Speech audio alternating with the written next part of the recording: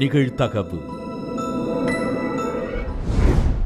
வீட்டின் முன்பு கோலம் போட்டுக் கொண்டிருந்த இளம்பெண் பின்னால் வந்து இளம்பெண்ணை அரிவாளால் வெட்டிய 91 வயது முதியவர். விரட்டி விரட்டி முதியவர் அரிவாளால் வெட்டிய போது அலறியபடியே இளம்பெண் ஓடிய அதிர்ச்சி சிசிடிவி காட்சி. பட்ட பகலில் இளம்பெண்ணை முதியவர் அரிவாளால் ஆக்ரோஷமாக வெட்ட என்ன காரணம்? இளம்பெண்ணுக்கும் முதியவருக்கும் அப்படி என்ன முன் விரோதம்? பின்னணி என்ன? வீட்டுக்கு முன்னால காலையில வழக்கம் போல கோலம் போட்டுட்டு இருந்திருக்காங்க சிந்துஜா.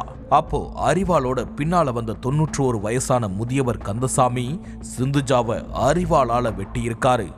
காலையிலேயே இப்படி ஒரு சம்பவம் நடக்கும்னு எதிர்பார்க்காத சிந்துஜா அலறி அடிச்சுக்கிட்டே ஓடி இருக்காங்க. ஆனாலும் முதியவர் கந்தசாமி விடாம விரட்டி விரட்டி சிந்துஜாவை வெட்டி இருக்காரு. அதுக்கு பிறகு அக்கம் பக்கத்துல உள்ள மக்கள் எல்லோரும் சேர்ந்து சிந்துஜாவை முதியவர்கிட்ட இருந்து மீட்டு மருத்துவமனைக்கு அனுப்பி வச்சாங்க. அதுக்கு பிறகு தகவல் தெரிஞ்சு அங்க வந்த போலீஸ் விசாரணையில இறங்கினாங்க. அதுலதான் முதியவருக்கும் சிந்துஜாவுக்கும் என்ன பிரச்சனை, எதுக்காக அரிவாளால வெட்டினாருன்னு தெரிய வந்திருக்குது. தூத்துக்குடி முத்தையாபுரம் சுந்தர் நகர் முதல் தெரு பகுதியை சேர்ந்தவர் நிஷாந்த். ஒரு பிரைவேட் கம்பெனியில வேலை பார்த்துட்டு இருக்காரு. இவருடைய மனைவி தான் சிந்துஜா. இவங்க பக்கத்து வீட்டில் வசிக்கிறவர் தான் முதியவர் கந்தசாமி. இவர் தன் வீட்டில் வாழை மரங்கள் வளர்த்துட்டு இருக்காரு. இந்த வாழை மரத்துல உள்ள கழிவு இலை பூச்சிகள் எல்லாமே நிஷாந்த் வீட்டு காம்பவுண்டுக்குள்ள விழுந்திருக்குது. எங்க வீட்டுக்குள்ள இலை எல்லாமே விழுது, அதனால மரத்தை வெட்டுங்கன்னு நிஷாந்தும் சிந்துஜாவும் முதியவர் கிட்ட சொல்லியிருக்காங்க. ஆனா முதியவர் அதை கண்டுக்கவே இல்லை.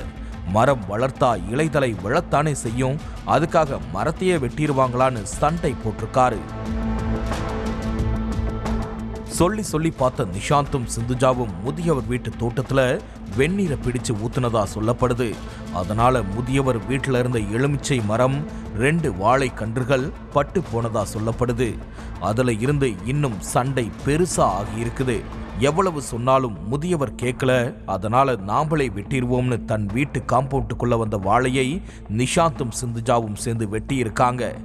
ஏற்கனவே வெந்நீர் ஊத்தி பாதி செடி கருகி போன ஆத்திரத்துல இருந்த முதியவர் வாழையை வெட்டினதும் இன்னும் கோபத்துடைய உச்சிக்கே போயிருக்காரு.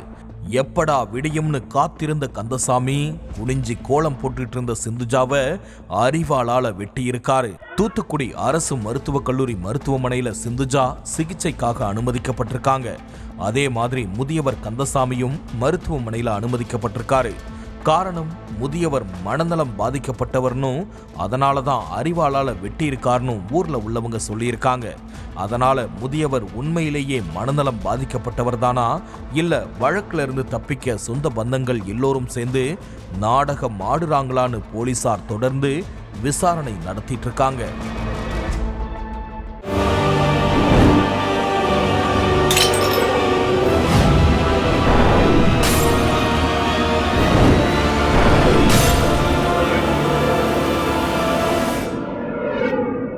நிகழ்தகவு.